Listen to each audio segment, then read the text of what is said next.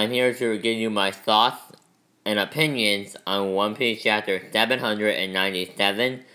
I was going to fully reread the manga stream translation before I posted this, but I didn't see too many major differences between that and the manga panda translation because everything in the chapter was very self-explanatory.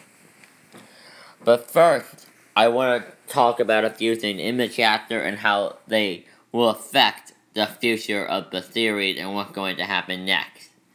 Okay, so first off, Law. If you remember, Rosinante, or Korra's son, was working directly under Sengoku.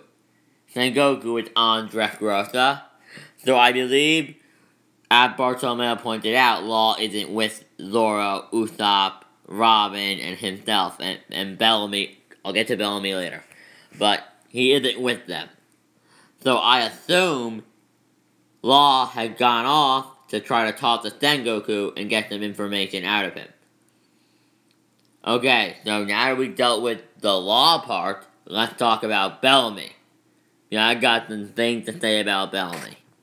This chapter had me a little bit worried because Bellamy is with Zoro, Usopp, Robin, and Bartolomeo, and all the other Coliseum fighters who are on their way out of Dressrosa. The reason I'm worried is because he was also with them in the cottage. And if you remember, besides Bartolomeo, Bellamy, and Kiros isn't joining the Straw Hat. We already knew that. Law is in an alliance with the Straw Hat. And Bartolomeo, I think, will be joining the Straw Hat. But Bellamy was just there. Why was he there? We were never given an explanation as to why Bellamy was there. What I am worried about is that it's because Luffy wants Bellamy to join the crew. And oh my god, that would be terrible. It's better than Rebecca joining it, because you saw my live reaction, you would know that I really was worried when I thought Luffy was going to ask Rebecca to join. Thank God. Thank Mother of God that isn't the case. That would be terrible. I hate Rebecca. But that is beside the point. Rebecca's not joining, thank God. But, so, I'm assuming, and more like hoping, that Bellamy is going to either stay behind in Dressrosa, or just go off with all the other Coliseum fighters and do whatever they go to do after the Straw Hats are done and are out of Dressrosa. Now let's talk about Rebecca quickly. Rebecca and Kiro, and then I can get on to my actual review of the chapter. As you can probably tell from what I said in my live reaction and earlier in this video, I don't like Rebecca. And now I understand what Oda was trying to do with her character. That's not it at all. I just don't like her, and I don't think she would fit in with the rest of the crew. She can't fight in any way, and has no specialty. A great example of this is Nami. Nami doesn't really fight. She's not really that good at fighting, but she has a specialty in navigation. Rebecca had nothing going for her. She can't fight, all she can do is dodge. And dodging is going to mean crap against Kaido. You're going up against Kaido. If they were still in the East Blue, I'd be like, okay, no big deal. Dodging you can win a fight through dodging. But in the New World, when you're going up against people like Kaido, Big Mom, Blackbeard, Shanks, possibly Eneru again in the future, maybe even the return of some of the DP9 members, it's just, there are all these characters that the Straw could end up fighting in the future. And so Rebecca would just, and Rebecca may believe Rebecca gonna be useful in those fights? Yeah, no. So I was very happy that when Luffy arrived at the palace, that he asked her, "Are you okay with the whole lie Kiru's spreading about your father being a prince from a faraway country?" But there was one thing that confused me. So Rebecca then responded by telling Luffy, "No, I'm not. I'm proud of it. I want to live with my father." But the thing that confused me was a couple of things. One, why the hell are they still calling him Luffy? Because Gas, publicly, was literally screaming at the top of his lungs, the Coliseum fighter, Luffy, is also known as the 400 million berry pirate Straw Hat Luffy. During his fight with Doflamingo, Gas just announced it to everybody at Dressrosa. So why do they still call him Luffy? Rebecca's doing it, but Father are doing it. It's ridiculous. It's like, you know who he really is. But the thing that confused me the most was, so the time skip between Doflamingo's defeat and when Luffy woke up and, this is all taking place, it's like 3 or 4 days, right? In 3 or 4 days, how the living hell did you forget this guy just stayed on your asses? I am sorry, Luffy just stayed the entire country by defeating Doflamingo. He saved you. The Straw Hat Pirates, Usopp took down Sugar. Usopp is the reason all the people were turned back from toys into humans. They took out all... Zoro beat Pika. Zoro just cut Pika in two. He saved a lot of lives by doing that. Luffy beat Doflamingo. He liberated the country. Why? But according to the guards, a pirate is still a pirate.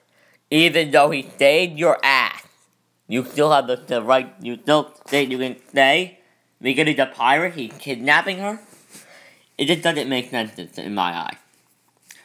But, as we've seen throughout this arc, the citizens of Dressrosa are pretty much a gigantic dumbasses. I'm sorry, it's obvious. It's an undisputable fact, and we've seen it throughout the arc, just like Baton Tada. But, now that, so, Luffy takes Rebecca to the cottage where her father is, and Kyrus is all depressed. He has a little bit of inner monologue about how he's making a selfish decision and blah blah blah, but he wants her to be happy. And Luffy dropped her off and said, he's gonna go because the whole country will be looking for her. And, oh my god. She gets to Kyrus, and what the hell? Let's play the guessing game. Alright, let's play the guessing game. I'm going to give you 3 options. Alright? And if you pick the right option, I'll give you a cookie. No, seriously, tell me if you guessed the correct answer in the comment section down below. Rebecca 1. A slap punches Kyrus in the gut for spreading the lie. He punched him in the gut for spreading the lie. A. Number 1 is that. Number 2. Rebecca said had come and said goodbye, father. Just like bye, father. I hate you. But goodbye, and leaves. Or number 3, she breaks down crying. I will give you all a moment to think about it. Bingo! It's the same thing she's been doing the entire freaking arc. She starts crying. I know, what a shocker. Rebecca crying? Oh my god, I never would have thought Rebecca would cry. But, okay, all jokes aside, so the first time in the arc, I can let it slide. It's just she cried so much, it actually takes away from the meaning of her crying. Oda has always made it meaningful when a character cries. He destroyed that when it comes to Rebecca's character. Let's look at a couple of examples. Zoro, when he was crying after he was defeated by Mihawk. That was a big deal. Zoro doesn't just cry. When Nami cried and asked Luffy to help her, that was a big deal because she had never cried before. That was a big deal because she's not the type of person to just cry for no reason. The situation has to be really bad, depressing, or traumatizing, or terrifying for her to cry. It's just so Usopp begging at Water 7. These are all examples of when Oda picked the right time for a character to cry. Even with Vivi, he did it. Remember, Luffy even said, "So, Vivi, you do know how to cry." But with Rebecca, she did it so much. I know the situation in this chapter legitimizes, or gives her the okay to cry because it's such an emotional moment in her life, and so it's such an important moment in her life. Then it's okay to cry, and it's understandable. I would probably be crying myself if I was in that situation. But the impact isn't there because she always cries. So yeah, that really bothered me. I felt like it would have been better if maybe she didn't cry and she held back her tears. That would have been so much more meaningful. And she said, "Father, be quiet, I'm trying to hold back the tears," or something. And she had actually tried not to cry, but no, she just breaks out sobbing. But let's move on to the rest of the chapter, and other things about the chapter that I noticed. So the Marines start talking. One of the Marines, actually, but it was Marine Vice Admiral Bastille, actually, asked Conqueror Taki. And the reply, according to Manga Stream, and I'm reading directly from it, "No, they are still conscious, it seems." So that raises a lot of questions. I honestly had no clue what to make of that, to be completely honest. I have no idea what to make of it. No idea at all. It sounds like it's implying that even though they were not unconscious, if they were not unconscious by something that wasn't Kangataki, because they're not fully unconscious. They're in between, I guess. They fell onto the ground and they can't really move, and they're their eyes are in the back of their head and they look unconscious. But according to the Marines, they're not. Okay, so next we'll be talking about the Colosseum Fighters. Yeah, the Colosseum Fighters and their role in this chapter, and what I thought of it. Because the Kangataki and Marine thing, I just thought was plain old weird.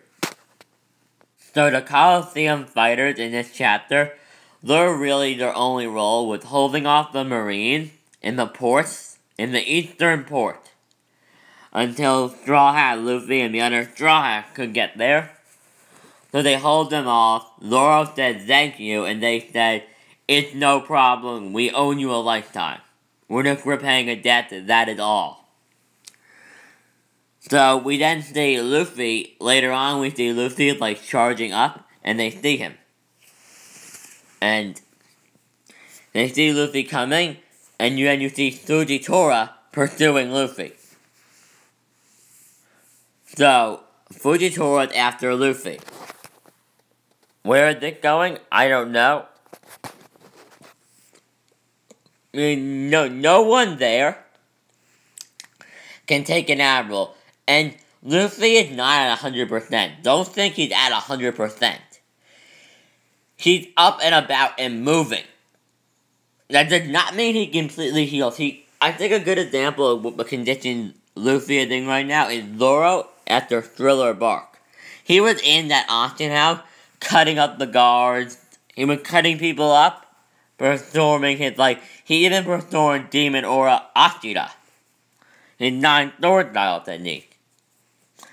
He did a lot. He was still very powerful, but when it came down to an enemy that was way stronger like Kuma, Zoro would render completely useless. His body couldn't endure enough pain to last the entire fight. Once his body suffered a bad enough wound or attack, he would collapse. I feel like that's the same situation that everybody besides Zoro is in. Anybody that could stop Fujitora is not in the condition to battle with an admiral besides Zoro, And Zoro is the only one that could hold it, that could even hold him off. Zoro cannot beat an Admiral. Zoro is not Admiral level. Neither is Luffy. Yet, even in Gear 4, Luffy is not Admiral level. But the point is that I don't know what they're going to do with Fujitora pursuing them. I assume it'll be like a Garp Water 7 situation. You know, like Garp will be like how Garp was throwing cannonballs, he would just casually like chunk, chunk, chunk, chunk. I think Fujitora will just make the meteor fall down. Maybe make like 1 or 2 meteors fall down or something. And they'll find a way to escape. Maybe, or the Coliseum fighter will hold them off. I don't want that, because I don't want them getting captured, but there is a possibility they'll get captured and they'll get sent to Impel Down, and later on, when Bon Clay is freed, I'm assuming Bon Clay will be freed somehow. Either by another supernova, either Luffy will go back, by some means, Bon Clay is going to get out, and if the Coliseum fighters are captured, they'll be sent to Impel Down, where when Bon Clay escapes, he'll have met them and found out they were Luffy's friends, and he will take them, or allies, comrades, whatever you want to call them, and take them with him, and they'll bust out of Impel Down. That is a highly possibility. That could be how Bon Clay gets out, maybe, actually. But because he'll have so much manpower from all the Coliseum fighters. Now, let me get on to the next part of the review, where I talk about Bartolomeo and my hope for the next couple of chapters. Okay, let's talk about Bartolomeo. I just want to say, I am on the boat of Bartolomeo joining the crew. I hope he does. I really hope he does join the crew. I really hope Bartolomeo joins the crew. He's an awesome, awesome, awesome character. In my opinion, I think he would just need to tone down the gag a little bit. You know, maybe whenever the Straw Hats do something epic, he could be like, it's so epic that I'm alongside the Straw Hats doing this, or something. I don't know. But maybe not join the crew. Maybe he could become an ally. He could ally with them like Law did, and travel with them. So he's not an official member. So it won't be like weird that he's fanboying about them all the time. Because otherwise he'd technically be fanboying over himself. Which is weird. Oh, I'm gonna get in the water. I'm thirsty. I filmed these things in like one go. So yeah. But the point is that Bartolomeo, in my opinion, would make a great ally, crew member. I really don't care. This better not be the last that we see of Bartolomeo, besides cover pages, for really not like 5 years. It better not be like a gig with Vivi. Bartolomeo better be heavily involved in the future of the story, because Bartolomeo is awesome. Now let's move on to my overall thoughts and rating of the chapter. Overall, I think this was an average chapter. Nothing terrible, like I expected it to be, because it was literally named after Rebecca. But also nothing great. Now, I am starting to worry Oda's doing some kind of weird crap where he wants to wait until chapter 800 to do a major thing, like he's kind of stalling. Because I would like there to be one more epic thing to happen before we end the summer.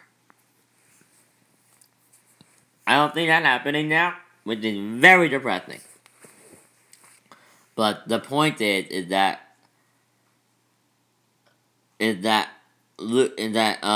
Oda needs to show Sanji, Nami, Chopper, and Brook, or he needs to show what's going on with the Kid Alliance and Kaido. He needs to show one of those things, not next week. Next week, I want to see them leave Dressrosa, and maybe even get new bounties. Yes, that would be amazing. Get new bounties. We need them. You know, I think I will release a bounty prediction video. Maybe today. Not today. Definitely tomorrow. But, yeah. That's really all I have to say. I mean, what else is there to say? It was a decent chapter. If I had to give it was an average chapter. If I had to give it a ranking, I would give it a 6. You know what? No, a 7 out of 10. But my reasoning, because this is most likely the last time we'll ever see Rebecca. Yeah, that actually makes the chapter better than it actually is in my eyes, because I'm just so happy we're saying goodbye to Rebecca. Thank you, God. I don't believe in God, but thank you. I hate that woman. But the point is that it was an average chapter, and I have high expectations coming up. But now, I have something else to talk about. Quickly, a little bit of an announcement I have to make. So, quick announcement, I will be doing a live stream of episode of Sabo on Saturday, August 22nd. I'll be releasing a video indicating the exact time of the live stream on Saturday, just so you are all aware. But that is all. I hope you enjoyed the review. Please like, comment, and subscribe, and have a nice day, everybody.